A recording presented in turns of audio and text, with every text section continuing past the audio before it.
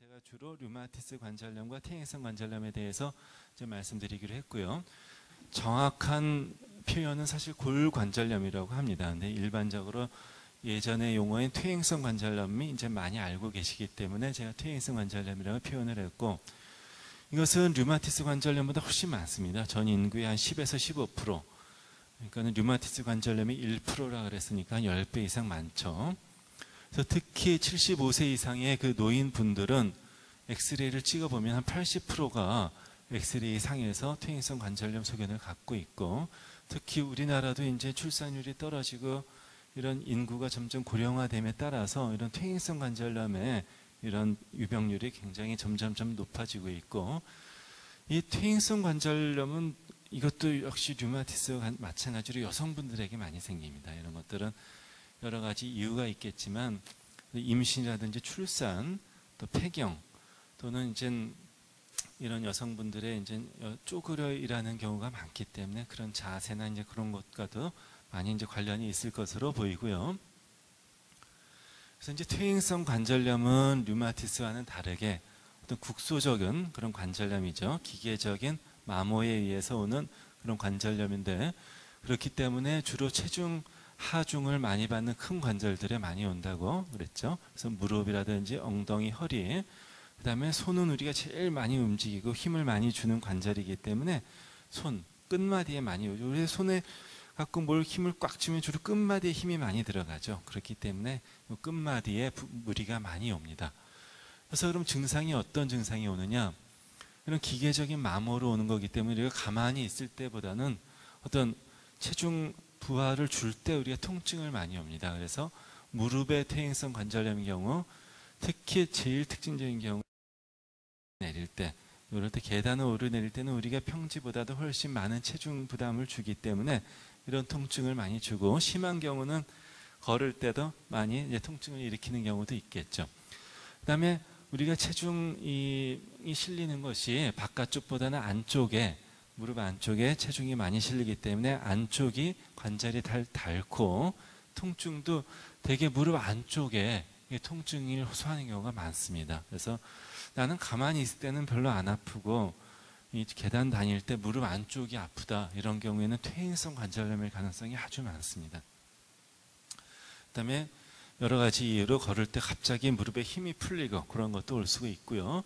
또 어떤 경우는 이 무릎에 물이 차서 심하게 붓고 아주 가만히 있어도 아프고 이제 그런 경우도 있고, 이런 관절이 변형이 오고 무릎이 구부러지지 않고 이제 그런 증상도 올 수가 있겠죠. 그래서 이것이 아주 전형적인 퇴행성 관절염 오신 그 어르신의 다리 모습입니다. 그래서 엑스레이를 찍어보면 그 안쪽이 닳기 때문에 무릎이 이렇게 O자형으로 이렇게 휘어지고, 여기가 무릎이 전체적으로 뼈가 튀어나오고 무릎이 좀 커 보이고 O자형으로 이렇게 휜 이런 자세로 좀 뒤뚱뒤뚱 걷는 그런 걸음걸이, 이런 어르신들의 무릎이 대부분 다 퇴행성 관절염입니다. 그 다음에 이제 우리가 류마티스하고 제일 구별 어려운 게 아까 손가락의 관절염이라 그랬죠. 그래서 여러 번 말씀드렸듯이 끝마디 관절염, 이런 것들이 올 때는 우리가 퇴행성을 먼저 생각해야 되고, 특히 손가락 퇴행성 관절염은 조금 무릎보다는 더 일찍 오는 경우가 많아요. 갱년기 여성분들에게 많이 옵니다. 갱년기 여성분들에게 폐경 무렵에 이런 손가락 마디가 아픈 경우, 이때는 또 류마티스도 많이 오는 시기라 갱년기 여성이 아주 자가 진단하기가 좀 어려운 경우가 많습니다. 그래서 이때 이 손가락 관절염이 많이 오고요. 근데 자가적으로 구별하는 방법 중에 하나는 우리가 눌러봤을 때 류마티스는 좀 물렁물렁한 데에 비해서 퇴행성 관절염은 뼈가 튀어나온 거기 때문에 좀 딱딱하고요. 심한 경우는 벌개지거나 그런 경우도 있고, 또 하나 류마티스와의 구별점은 류마티스는 아침에 뻣뻣한 증상이 되게 1시간 이상 오래 가는 데에 비해서 퇴행성은 되게 10분 이내로 금방 없어지고요. 그래서 퇴행성 관절염은 요 끝마디에 잘 생기고, 류마티스 관절염은 요 중간마디 또는 이마디, 손목 이런 데 이제 많이 잘 생기고요. 이건 이제 아까 보여드렸던 사진이고, 그러면 퇴행성 관절염은 왜 생기느냐? 쉽게 생각하면은 우리가 문에 경첩이 닳는 경우는 문을 오래 써서 닳든지, 아니면은 너무 막 써서 심하게 써서 닳든지, 아니면은 한 번에 큰 충격이 있어 누가 한번 그 문을 꽉 닫고 갔든지, 그게 좀 고장이 났든지, 또 하나는 처음부터 경첩이 약하게 좀 약하게 만들어졌든지 그런 이유로 생기겠죠. 마찬가지입니다. 그래서 우리가 퇴행성 관절염이 생기는 경우는 연세가 들어서 오래 썼기 때문에 이게 생기거나, 아니면은 무리하게 썼기 때문에, 예를 들어서 무릎에 같은 경우 좀 등산 많이 하거나 계단 많이 다니신 분들, 이런 분들 많이 생기고, 또 이제 농사 많이 짓는 분들, 쪼그려 앉아서 뭐 도배하거나 이런 일 많이 하시는 분들, 쪼그려 앉는 자세가 많이 안 좋습니다. 무릎 꿇거나 쪼그려 앉는 자세가. 그래서 무릎에 아주 압력을 높여주기 때문에 이런 분들이 많이 오고, 그 다음에 젊은 사람도 올 수가 있어요. 젊은 사람도 뭐 어떤 스포츠 활동을 하다가 무릎에 인대를 다쳐서 인대 수술을 할 경우, 그럴 경우에 이제 인대가 약해지면은, 우리 기둥이 하나가 약해지면 다른 기둥이나 벽들로 하중이 많이 가겠죠. 마찬가지로 인대 하나가 약해지면 다른 인대나 연골 쪽으로 체중 부담이 많아지기 때문에 관절염이 젊은 나이에도 발생해 올 수가 있습니다. 비만, 체중이 남보다 훨씬 많이 나가면은 그렇다고 무릎이 남보다 튼튼한 건 아닌데, 무릎은 똑같은데 체중이 20kg 많이 나가면 무릎에 부담이 많이 오겠죠. 그러면 무릎에 연골이 많이 닳게 되고, 아까 말씀드렸듯이 어떤 여성 호르몬도 이런 이 원인이 될 수 있겠고, 또 하나는 워낙 선천적으로 경첩이 워낙 약하게 만들어진 것처럼 선천적으로 연골이 워낙 좀 약하게 태어난 경우는 그렇게 이 퇴행성 관절염이 남들보다 무리하게 쓰지도 않았는데 생길 수가 있습니다.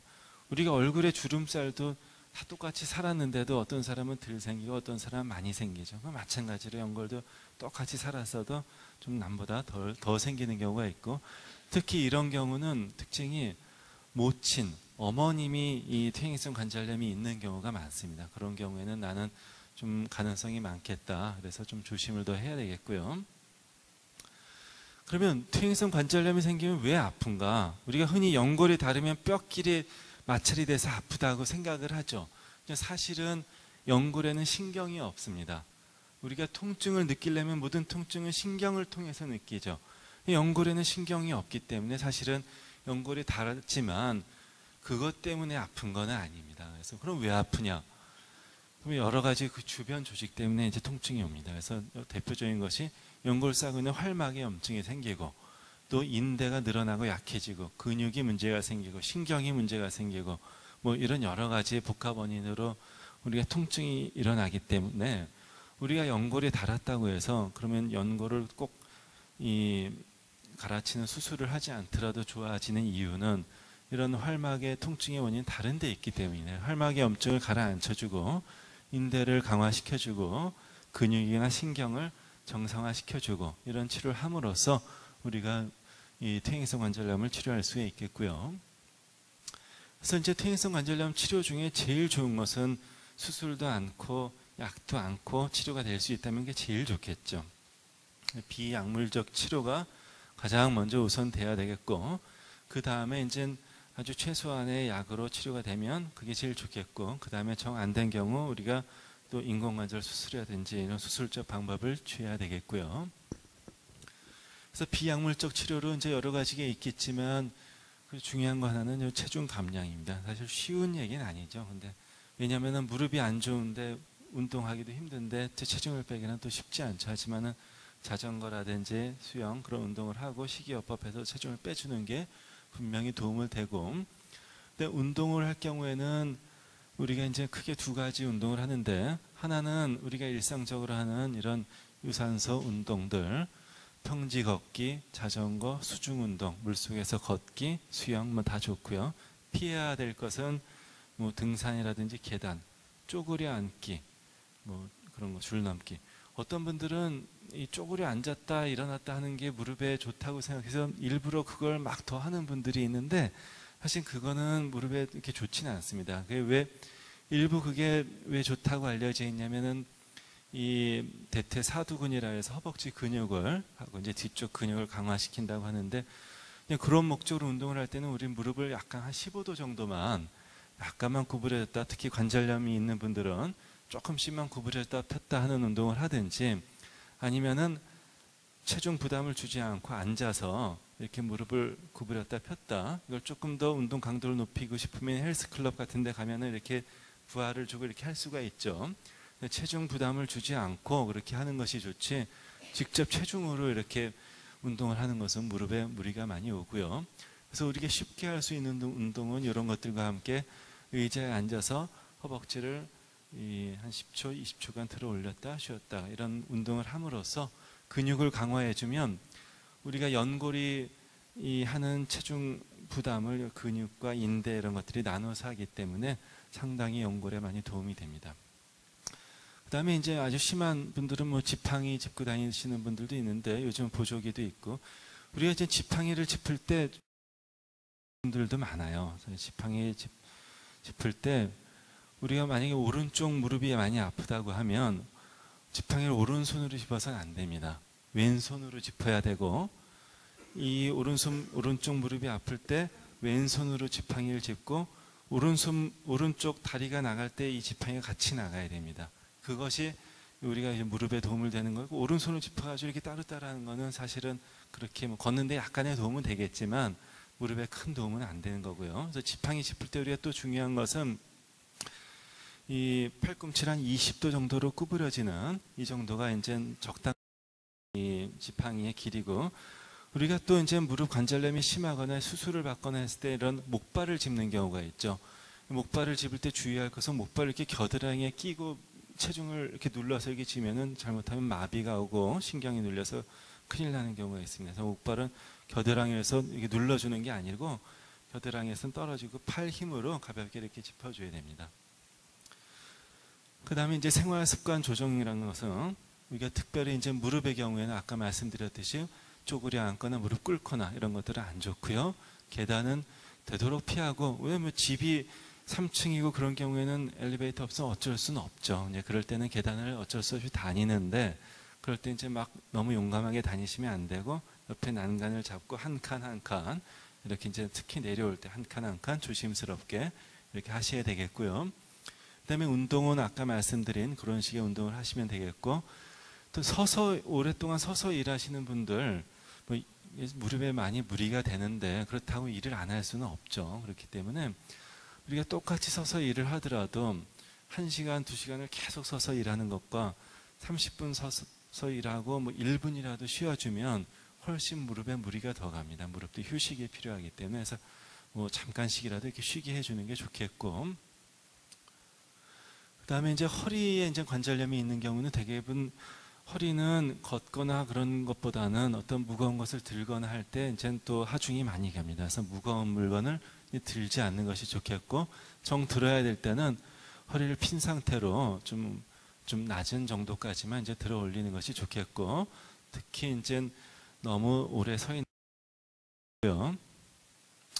그래서 이런 퇴행성 관절염도 이제 비약물적인 치료가 제일 좋겠지만, 그걸로 안 될 경우에는 이제 약물적인 치료를 해야 되겠는데요. 약물은 뭐 무슨 치료를 하느냐? 그래서 아까 제가 퇴행성 관절염의 통증이 오는 이유가 연골 자체에는 신경이 없기 때문에 그 주위에 이제 활막에 염증이 있거나 여러 가지 부종이 있거나 그런 것 때문에 온다고 말씀드렸죠. 그래서 그런 거를 가라앉히는 이제 소염제 이런 것들을 쓸 수 있겠고, 특히 요즘은 또 여러 가지 연골을 좀 보강하는 그런 약제들이 많이 사용이 되고 있고, 필요에 따라 이제 우리 연골 주사라고 많이 알려져 있는 뭐 주사라든지 인대 강화 주사라든지 물이 찼을 때는 물을 흡수시키는 주사라든지 이제 그런 것들을 필요에 따라 쓸 수 있겠고요.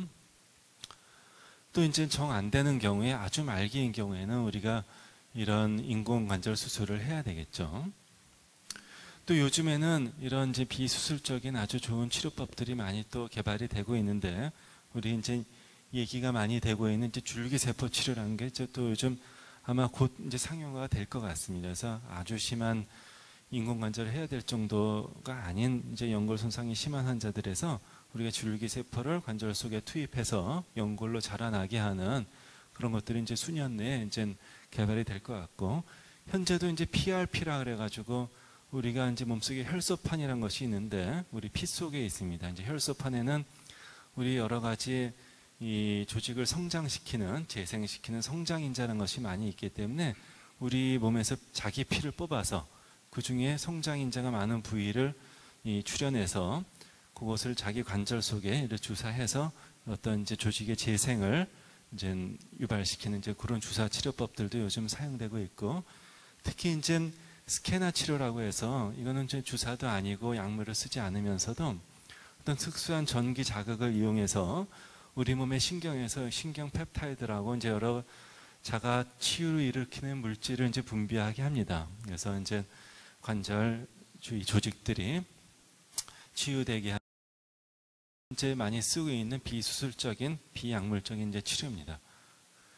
그래서 이제 제가 오늘 류마티스 관절염, 퇴행성 관절염에 대해서 이제 개괄적으로 말씀드렸고, 마지막으로 이제 우리 사실 이제 류마티스나 관절염 아는 분들은 이제 이게 주위에서 이제 하는 말들은 이제 많이 듣게 됩니다. 그래서 어떻다던데요, 어떻다던데요 하는데, 하지만은 현대의학, 발전된 현대의학으로, 그러니까 현재는 잘 치료하면 충분히 이 상태에서 이렇게 밝고 좋은 상태로 되돌릴 수 있다. 이것을 제가 마지막으로 말씀드리면서 오늘 제 강의를 마치겠습니다. 좀 경청해 주셔서 감사합니다.